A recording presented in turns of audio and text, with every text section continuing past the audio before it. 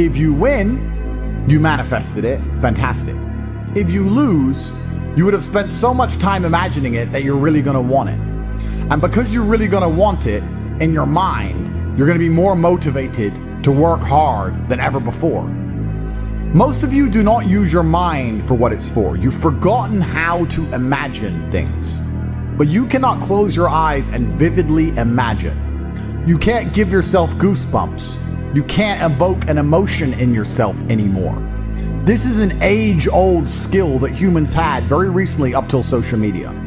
You should be able to close your mind and imagine the life you want to live so viscerally, to the point where you can taste it, so that this reality, the one outside of your mind, feels like nothing but a prelude, a ramp, which allows you to get where you want to go. The mind is that powerful. If you ask any champion of anything, they always envision themselves as champion all of the time. And the reason they do that is, one, so they feel confident, but two, so that if they don't become champion, they're more angry and more motivated for the next attempt to ensure that they do become champion. So that's the mentality and the mindset you have to have. Your mind is your number one ally in all things. A lot of you have been sabotaged internally by your own mind. Your own psyche is working against you. When you have negative thoughts that prevent you from being the best version of yourself, you should understand that your mind is attempting to betray you, and you should feel disgust because you have enough enemies. There are enough people in that opposing trench trying to destroy you. If you're watching this and listening to this right now, I promise you, if I were to give a button to most humans on this planet, if I were to go up to an average man, 25-year-old man of average income anywhere in the world, and say, if you press this button, this guy's gonna die. And I'll show a picture of you holding your dog, cuddling, being a nice little boy, whatever you're doing. I'll make you look sweet and innocent. I'll say, if you press this button, this guy dies, but you get $100 million. You do understand that 99.9% of people will press that button, right? And they'll take that 100 million without remorse. They won't really think about you very much. And if they do, they'll distract themselves with a Lamborghini and with bitches. That's it. They won't care about you. There's enough people in the opposing trench who are prepared to destroy you for self-interest that the idea of you not having every single part of you on your own side is truthfully sad. You need to be in a better position than that. You cannot allow your own mind to betray you ever. It has to be 100% on side all of the time. Once your mind is on side, once every part of your psyche is on your team, that's when you can go and look for other teammates. You can expand your network of other people whose psyche is all 100% on their side, and you have a unified outlook on the world. Then you can go and get things done. But the idea of self-betrayal is something most of you are struggling with and you didn't even realize. So as a thought experiment, we're gonna sit here, and I want you to actually think about it. How many times have you doubted yourself? How many times have you didn't feel like doing something you knew you were supposed to do? How many times has your mind tricked you into procrastination or being lazy? How many times has your mind convinced you that it was okay to fail and lose even though you didn't try your best? How many times have you sought comfort in excuses? How many times have you betrayed yourself? Don't worry about your enemies attempting to crush you, but that's another conversation. If you actually analyze most of your failures, you're gonna see the majority of them come from self-sabotage. And once you're in a position like me where you never betray yourself, where your mind never lets you down, ever. My mind knew exactly what I had to do. I did not miss a single day's training. I did not lose my mind. I did not go mental.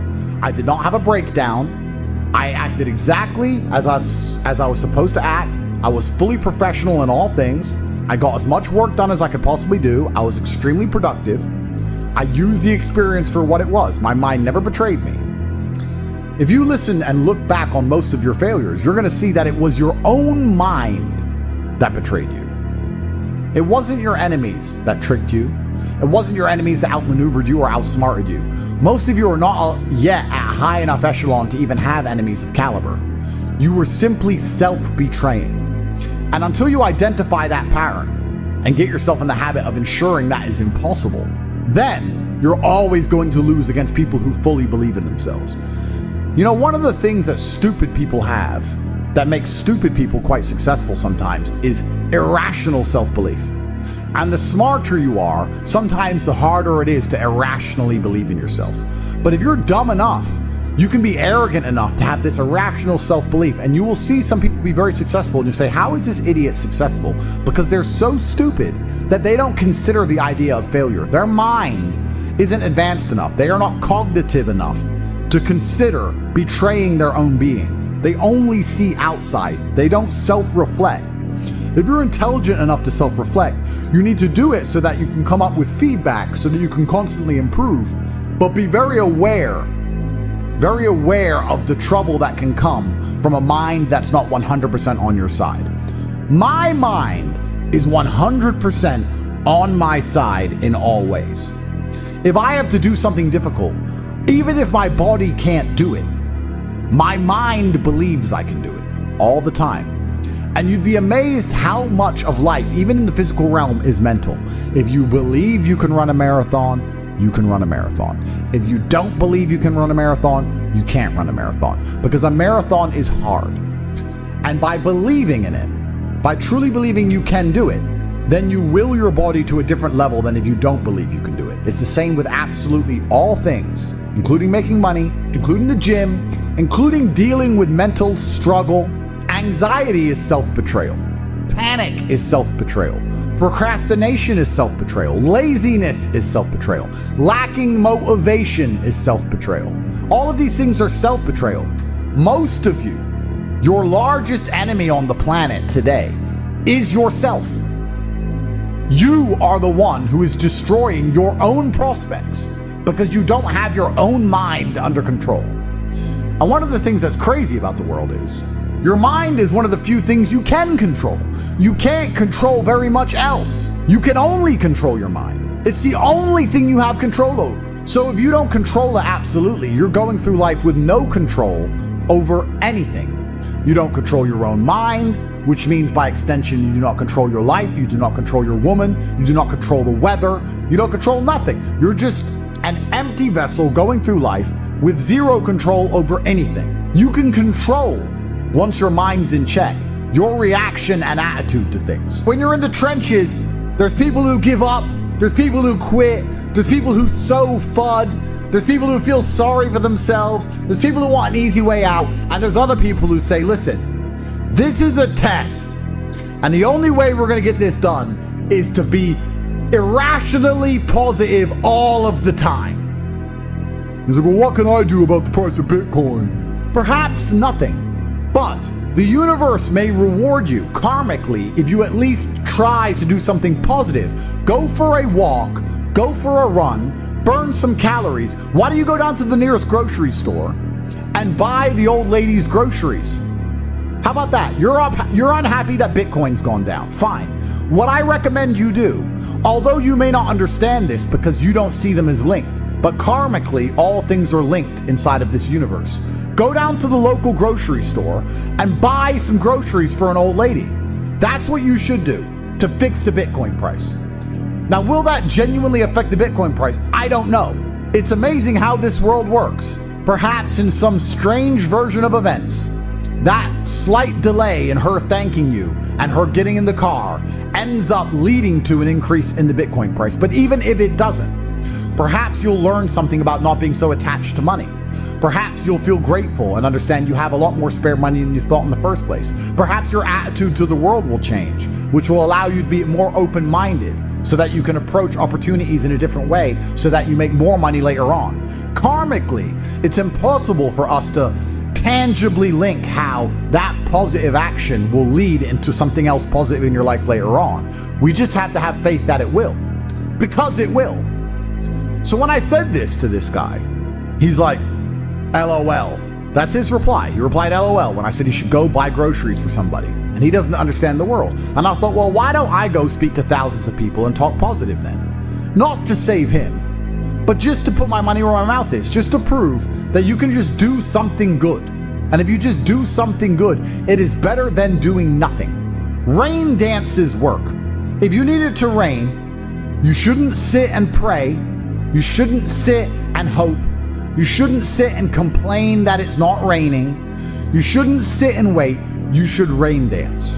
Does a rain dance make clouds appear? No, but you should take action. Perhaps your rain dance, although will not make clouds appear, will be viewed by a tribe high on the mountain far away, and they'll look down seeing you rain dance and realize that you need water. And then maybe Providence and luck will have this tribesman appear with big barrels of water saying, we think you might need water and we have some spare. If you didn't rain dance, they wouldn't know. They just see you sitting around being a mopey dipshit, crying his eyes out.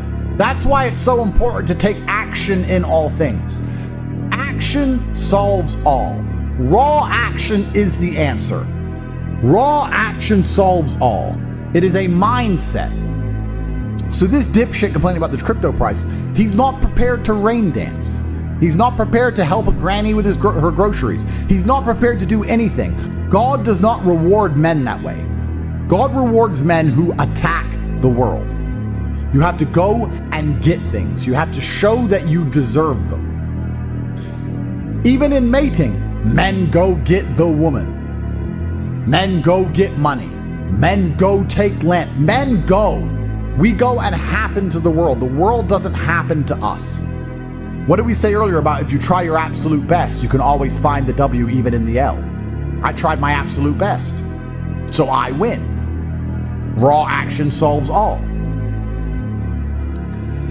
If you had that kind of attitude, you wouldn't be looking at a crypto price and sitting there praying and hoping like a dork. You'd be doing something about it. Oh, I need your help. Do you? I don't even see you trying. And that's how God views things. That's how, in fact, most wealthy people view things. I haven't seen you do anything that warrants me giving you a second of my help. People feel like rich people are horrible because we don't help the normies. Even if you try and help normies, most of them are beyond help because they are self-sabotaging and lazy. You have to at least show to the people who are important in the world that you're not those things in the beginning if you ever want to be taken seriously, at least. That's one of the first things you can do. But I want to see that you give a shit. I only want to give money to people who know how to rain dance. I only want to give money to people who sit and believe that the rain dance is the answer. I like rain dancers. I like people who sit and say, I don't know what to do, so I'm going to do something. I don't know what to do, so I'm going to just do something positive. I don't know how to make Bitcoin go up. I'm going to buy an old lady groceries. I don't know what to do, but inaction in and of itself is an action. And men of honor do not allow the universe to decide for them. They decide their fate. And you decide your fate with hard work and vigor in all things. In fact, I would argue that a lot of you probably heard about Bitcoin in 2007 or 2009 or 2011, whenever.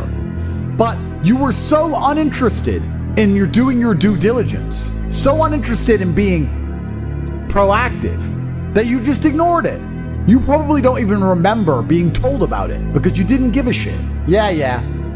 And then you have the gall and audacity to sit here and say, if someone told me about Bitcoin back then, I'd be rich. No, you wouldn't. If you're the kind of person who would have got rich from Bitcoin back then, you're the kind of person who can get rich right now by taking action, by paying attention. If you're refusing to do the right things now, you would have never done the right thing.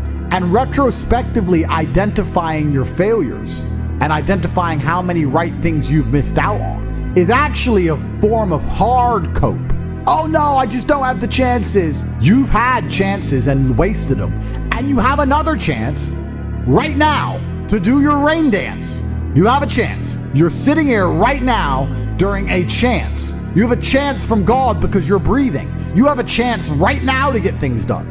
Now you can retrospectively look back on this period of time and go, oh yeah, I was young and energetic, but I wasted it. But if someone had just told me to try hard at this, I would have been. I'm telling you right now, I'm telling you about Bitcoin in 2009, but you're not going to do anything. It's almost impressive how difficult it is to make the average person move. The average person is a statue getting shit on by the pigeons, and they'd rather just sit there covered in shit than move. It's very hard to inspire people to take initiative to save themselves. It's incredible. Why? When they know that it's going to work. Some people are just born to lose. These are people who are betrayed by their own mind and can't be influenced even from the external because their own mind betrays them. There's a devil on their shoulder constantly holding them back.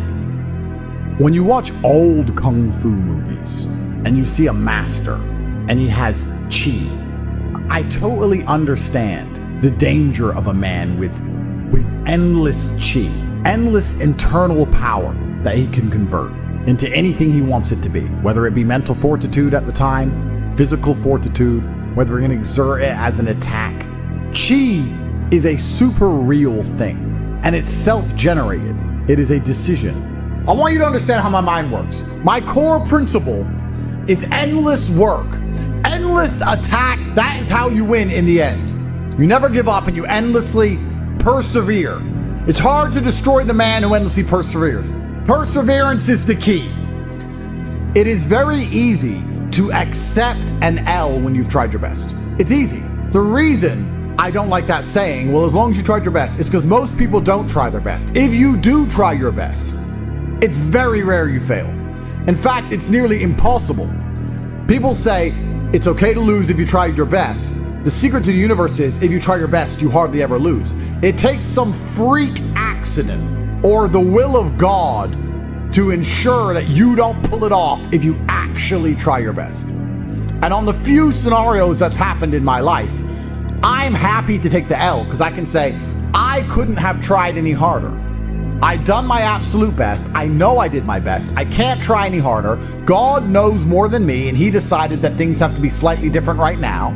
That's fine. It's easy to take the L if you try your best. So if you try your best, you never feel the bitter sting of regret. You never feel the dark rankness. You never taste failure. It's never in your mouth. It's never lucid. It's never tangible because you approached the scenario with absolute vigor. And truthfully, effort is a muscle like everything else. The more you exercise it, the better it becomes. So even if you try for 100% for something and fail, you've exercised your effort muscle, which means you haven't failed because you've learned something and become better at giving effort to things. You've become better at being concentrated on a task. So it's nearly impossible to fail in these scenarios. A lot of sayings are overused, never a failure, always a lesson. And that's what's annoying about it, because it's true, but it's rarely applicable. You guys will say it's never a failure, it's always a lesson, when you didn't even try. That's wrong. That's a failure. But if you absolutely try your best, then it is a lesson, and there are benefits, right? It's like going for a PB in the gym. You may not get the PB, but your muscles get stronger because you tried so hard.